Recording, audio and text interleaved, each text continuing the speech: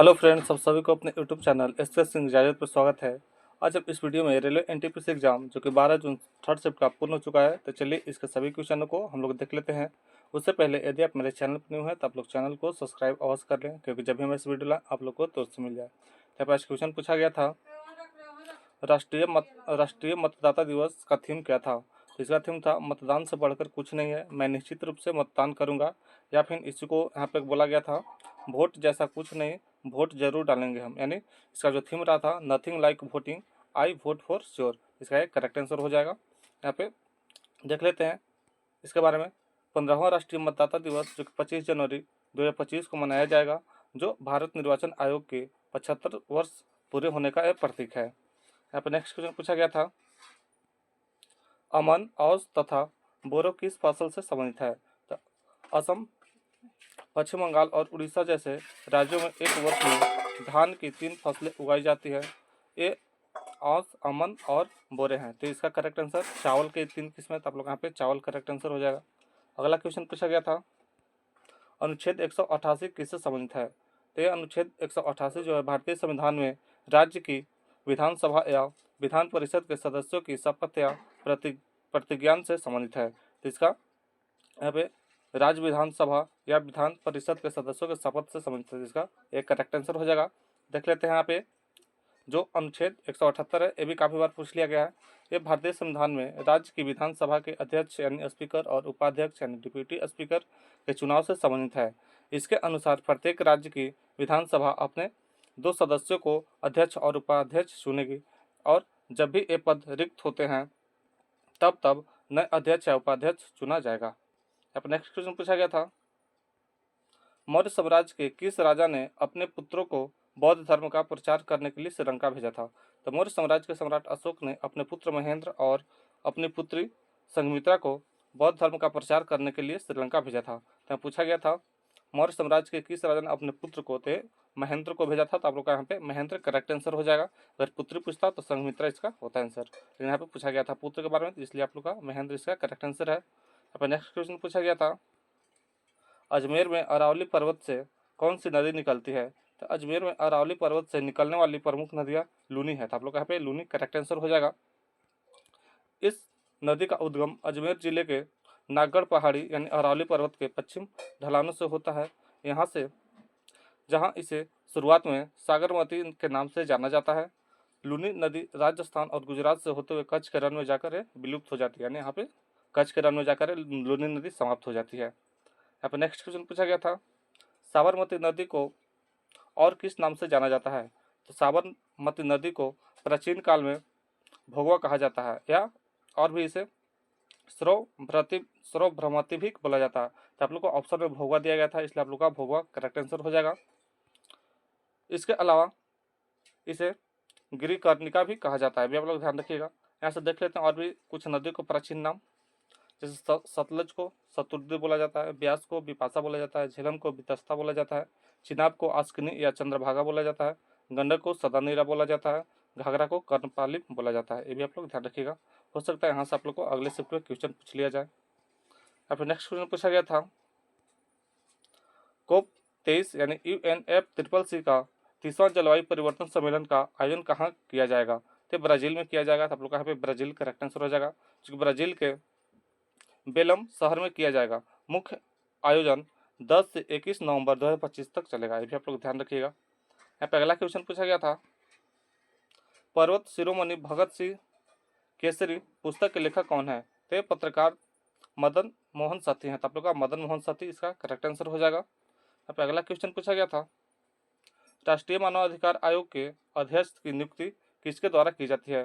तो भारत के राष्ट्रपति द्वारा किया जाता है। तो आप लोग का राष्ट्रपति इसका करेक्ट आंसर हो जाएगा। यहाँ पे अगला क्वेश्चन पूछा गया था, माइक्रो प्रोसेसर विक्रम 3201 से संबंधित डिजाइन किसने दिया। तो माइक्रो प्रोसेसर विक्रम 3201 का डिजाइन इसरो के विक्रम साराभाई अंतरिक्ष केंद्र VSSC ने चंडीगढ़ स्थित सेमीकंडक्टर प्रयोगशाला के सहयोग से किया गया था। तो आप लोग को सेमीकंडक्टर प्रयोगशाला इसका करेक्ट आंसर हो जाएगा, जो कि आप लोग को ऑप्शन में भी दिया गया था वहाँ पे। यहाँ पे देख लेते हैं इसके बारे में।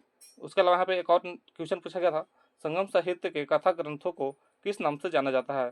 तो मिल्कन मिलकर नक्कू के नाम से जाना जाता है? तो इसका मिलकर नक्कू करेक्ट आंसर हो जाएगा। यहाँ पे अगला क्वेश्चन पूछा गया था, अशोक ओशन ओशन युओंग का कौन सा उपन्यास एक 19 वर्षीय व्यक्ति से संबंधित है जो एक बुजुर्ग महिला की देखभाल करने वाला बन गया?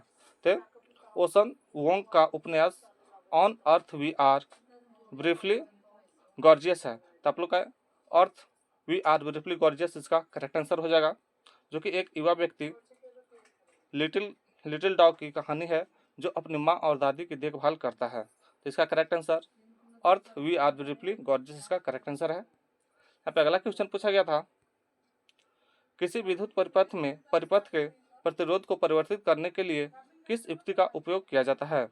तो देख लेते हैं यहाँ पे किस युक्ति का प्रयोग किया जाता है।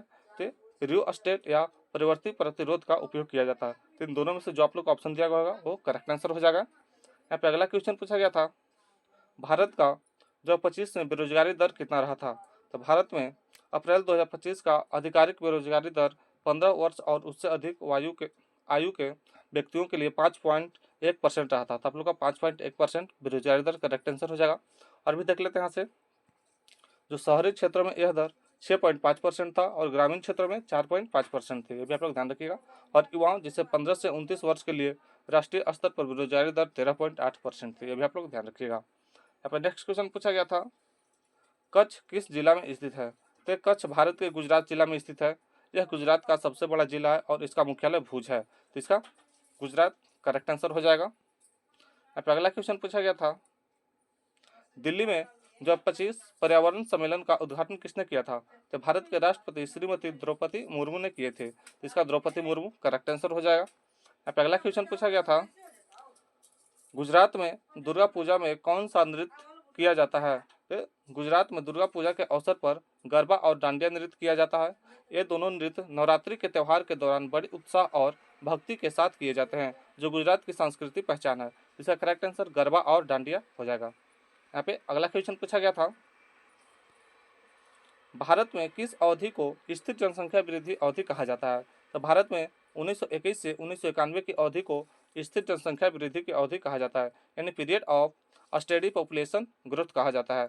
इस दौरान स्वास्थ्य और स्वच्छता में सुधार के कारण मृत्यु दर कम हुई, जिससे जनसंख्या वृद्धि दर स्थिर और कुछ उच्च हो गई थी। तो इसका करेक्ट आंसर 1921 से 1951 इसका करेक्ट आंसर हो जाएगा। यहाँ पे देख लेते हैं, कभी कभी जनसंख्या विस्फोट के बारे में पूछ लिया जाता है। तो जनसंख्या विस्फोट था 1951 से 1981 के बीच में, इसे जनसंख्या विस्फोट अवधि मानी जाती है। इस समय जनसंख्या तेजी से बढ़ी क्योंकि मृत्यु दर में तेज गिरावट और उच्च प्रजनन दर थी। तो ये आप लोग ध्यान रखिएगा, ऐसा कई बार पूछ लिया गया है कि जनसंख्या विस्फोट कब हुआ था।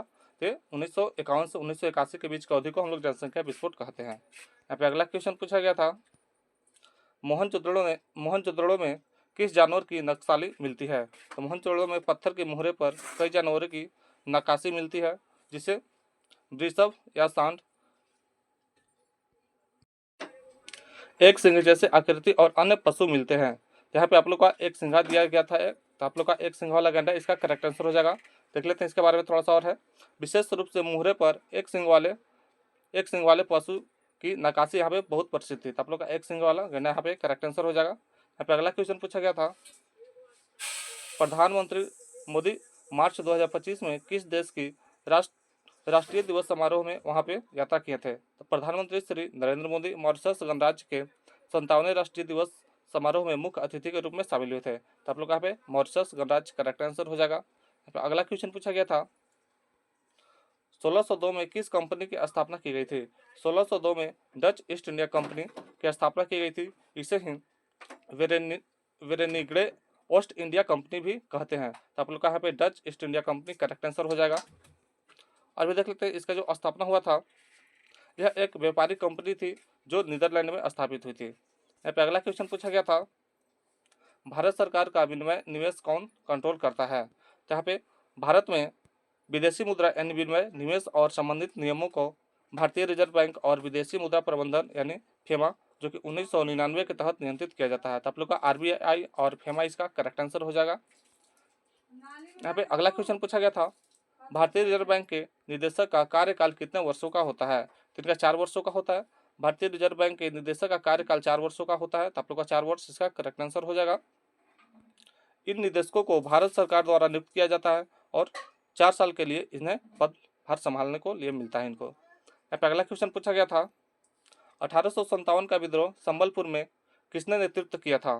तो इसका नेतृत्व संबलपुर में 1857 के विद्रोह थे संबलपुर में वीर सुरेंद्र शाह ने किया था। तो आप लोग यहाँ पे वीरेंद्र सुरेंद्र शाह इसका करेक्ट आंसर हो जाएगा। यहाँ पे अगला क्वेश्चन पूछा गया था, 2025 में तीरंदाजी में किसने स्वर्ण पदक जीता था? तो महिला कंपाउंड में बात कर ले, स्वर्ण पदक कौन जीती थी? तो मथुरा धामन गांवकर ने जीता था। और वही पुरुष की बात कर ले तो पुरुष में अभिषेक वर्मा, ऋषभ यादव और ओजेस देवताले ने जीता था। तो आप लोग बताइएगा वहाँ पे महिला के लिए पूछा गया था या फिर पुरुष के लिए पूछा गया था? इन दोनों में से जो भी पूछा गया होगा वो आप लोग का करेक्ट आंसर हो जाएगा। यहाँ पे अगला क्वेश्चन पूछा गया था, कच्छ और काठियावाड़ कौन से राज्य का कोस्टल एरिया है?